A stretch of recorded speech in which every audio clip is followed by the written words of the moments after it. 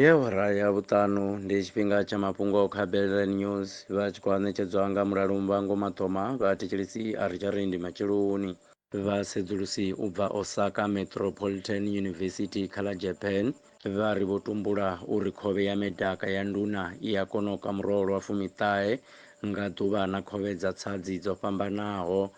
Khovhe ya medaka yo ḓowelea nga u pfhi khovhe ya raisi ngauri i wanala masimuni a raisi u mona na vhubvaḓuvha ha Asia. Tsedzuluso yo gandiswa kha dzhenali ya Royal Society Open Science.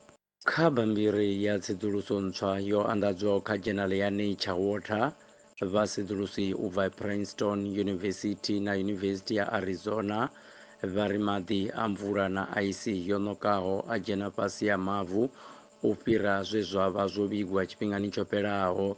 Tsedzuluso yo ṱalutshedza uri maḓi a fhasi a ya elela kilomithara dza maḓana phanḓa musi a tshi elela kha mulambo.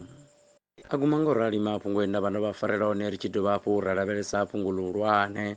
Vhasedzulusi u bva Osaka Metropolitan University kha ḽa Japan vha ri vho tumbula uri khovhe ya medaka ya nduna i a kona u ka murolo wa 19 nga ḓuvha na khovhe dza tsadzi dzo fhambanaho. Maṅwe mafhungo vha ḓo a thetshelesa matshelo nga matsheloni nga awara ya vhuṱanu. Kwata. Bellren Brands Fast Foods vhengele ḽavho ḽo vha farelaho zwiḽiwa zwa maimo nahone zwa u ḓifhelela a vha ḓi vha fhenye nḓala nga u ḓiwanela zwiḽiwa nga mutengo wa fhasisa. Plate ya ṋama ya kholomo ndi 40 randa fhedzi, plate ya magulu nayo ni nga 40 randa fhedzi, ngeno plate ya vorosi na mukokoroshi hu 35 randa fhedzi. Ri dovha ra rengisa machips, magwinya, tina coffee ngeno ri tshi deliver kha vha re Phando. Vha ri wana Elegant Garage, JJ Motors ya kale, tsina Glass Fit kha ḽa Thohoyandou. Kha vha fonele Masa Mulaudzi kana hu ḓivha ene Mulaudzi zwino 071 430 4461.